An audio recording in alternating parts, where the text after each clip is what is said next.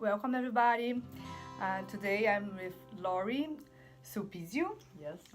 She's the director of the Conscious Leadership Academy and founder of the Center for Women's Leadership at the University of San Diego. Yeah, that's right. So Lorri, thank you very much. Welcome. I read pretty much about you, and you have such a grateful career and curriculum. Thank you.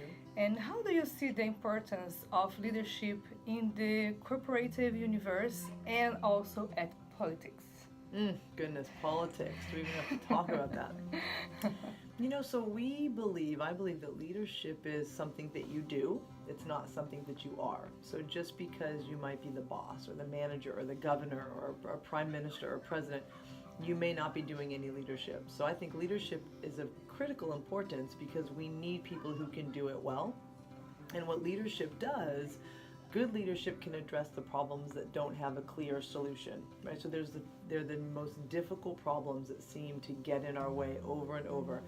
And usually why they're the most difficult to solve is because it has to do with something we care deeply about, right? So if you think about tensions between men and women, or black and white, or different areas, where there's difference, we care about our identity so much, and we have a lot of kind of pride and sensitivities and protections around it that then we have a hard time, and we find ourselves in conflict with the other, right? So I think being able to address problems from a place that really understands what the core issue is and maybe help people tap into kind of those deeper places why they're holding on or they're stuck to issues is what is needed from leadership. And if you think about politics then, right, especially in the United States, we are incredibly divided. We have the Republicans, we have the Democrats.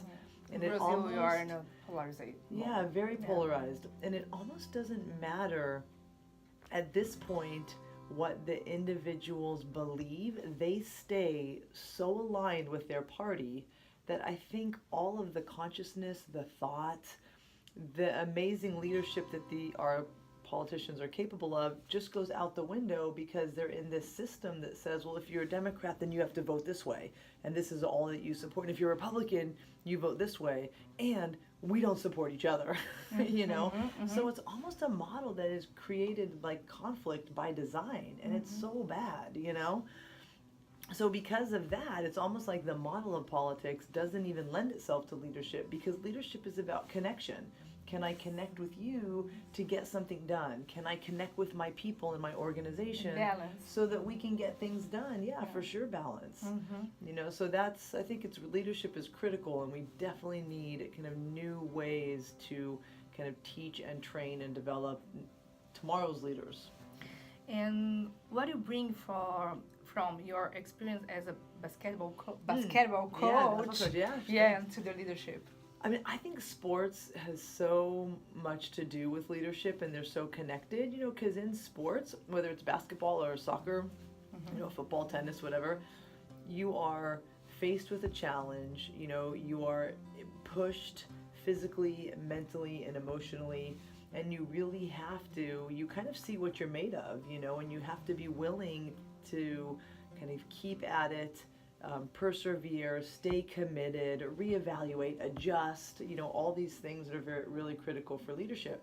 And with team sports specifically, it's a perfect leadership laboratory because you're trying to play your best, but then there's other teammates that are wanting to play her best, and then we're all wanting to win, but yet I want my playing time and I hope I get the most points, but then so does my teammate, but then we really all want to win. So it's such an exercise in compromise and individual performance and working together and recognizing the deep value, So I think it really can have a lot of meaning for leadership in a courtroom or a conference room or in any kind of corporate setting or political setting.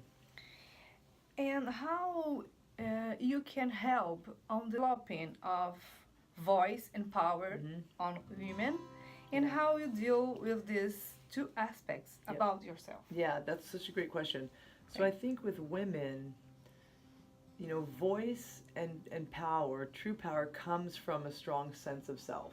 Right? And the challenge for men too, but let's talk about women right now, is that we get such an outside view of if we're powerful or not. So there's the message like, oh, well, you're beautiful enough to be powerful. Oh, you're smart enough to be, like from the outside.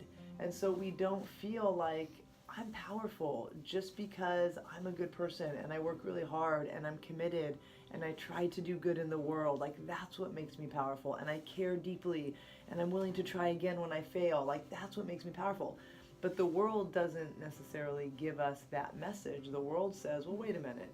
So you're beautiful, and so you have power, but you're not so much. There's some labels to power. Totally. And so then women absorb those, and then it turns into us believing if we're powerful or not based on if the world and if others outside tell us. Mm-hmm. And that's where it's a problem. So we work really hard to connect with women in our programs and say, we've got to find a way for you to believe in your power, that it's there just purely because you're there and you're you and you're going to do amazing things. And we all make bad decisions, but we find a way to train ourselves to make the good decisions and to be able to do what's good in the world for us and find our power that way. And I think when we have a strong sense of self and we feel that inner power, then we have a voice because we're not afraid to speak. And we know that I can say something and you might not like it, but I'm not going to be unkind. And so because I know that I'm being with good intention and I'm being, working on maybe behalf of our mission, or I may say something that's hard to hear, but I'm not going to not say it because I'm worried you're going to be upset, because I believe in what I have to say. And I know it's coming from a very pure place. Okay.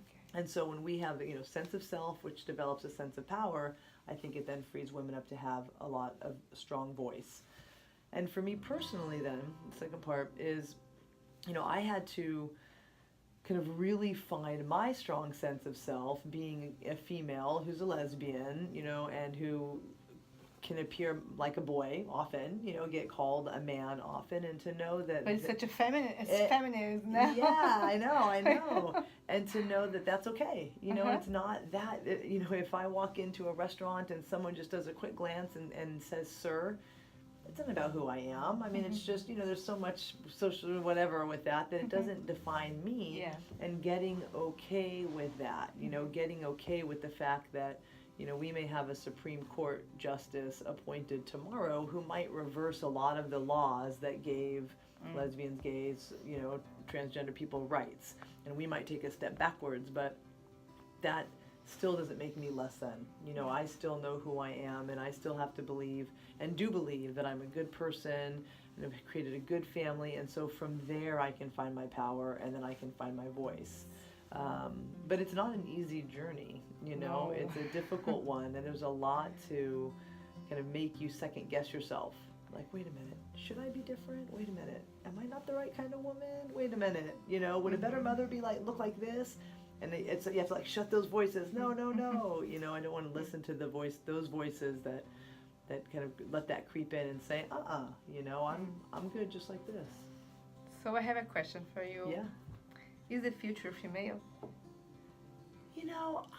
I hope the future is human, Wow. and I hope that we find a way to have the man and woman and everyone in between come together and be the best selves we can be and do great things in the world and ease the pain that's happening in the world and connect with each other and sort of join each other in our common joy and our common sadness, right? Because it doesn't matter if you're man, woman, black, white, gay, straight, old, young, we all have joy, we all have sadness, and that's where we can resonate and come together.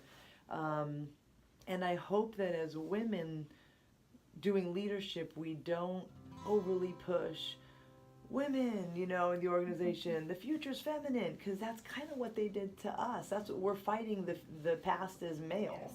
And I don't think we want to replace polarizing the other side. I don't think we want to do to them being what has been done to us. I think we want to say, wait a minute, let's just scoot over, let us join, and then we're going to scoot over and let you join, and together with all of our ability to have our masculine and feminine energies and the positives of all of that and our abilities to work together, that is going to be the future that I hope we can get to. Thanks. Yeah, that's connect with the point that I was thinking about, asking about this Shakti leadership program that we are into, because it's not regarding gender. It's not about gender. It's about energy. It's about being human beings. Yeah. So I ask you what you could add to this concept, but I already said it. So what part of your own journey you are most proud of, and how you deal with your leadership skills on it? Okay, gosh. So, you're a mother, right? So Yes. it's hard to not immediately think of, oh, my kids. I'm super proud of my kids. I have 4 kids. Yes, I have four. And I think, though, I'm also really proud of my extended family. So my wife, and she has 2 kids. We have 6 kids together. My parents live close. I have 2 sisters, and we've been able to keep this really strong family, all in San Diego. We support each other. We lift each other up. We still make each other angry. My sisters and I still fight, just like sisters do, but we love each other dearly, and our kids are all friends, and I'm really proud of that. And I hope that my kids, when they're adults like me, will be close, like my sisters and I are, and we are with our parents, because I think that structure of unconditional love is can be so rare in America now, because everybody goes and lives everywhere, this coast, that coast, over there. And so still being together, I think, is really great. The other part, go ahead. It's almost like a teamwork. Yeah, sounds to me like for teamwork. Sure. Yeah. Well, because with 4 kids and being a woman who works, it's like the kids were picked up from school, 2 hours ago. Somebody, so I've got help to do that, and my parents will come over if I have to work late, and so we're such a team. And I think I had a thought, now I can't remember it. So what was the next question? Oh, the other part I'm proud of. Here, this is my other part. So my other part, though, was that me choosing passion sort of over profit, if you will. So I knew early on that if I went into kind of the corporate world, I would probably make more money, get into a company where there was stock options and get stock. And I could have been good at that, I think, but it didn't feed my soul, and I knew it wasn't my calling, but I knew my calling, if I was a teacher or a coach, that doesn't make as much money. So I really or a writer. I love writing also, and I'd love to do more writing, and that doesn't always make as much money, right?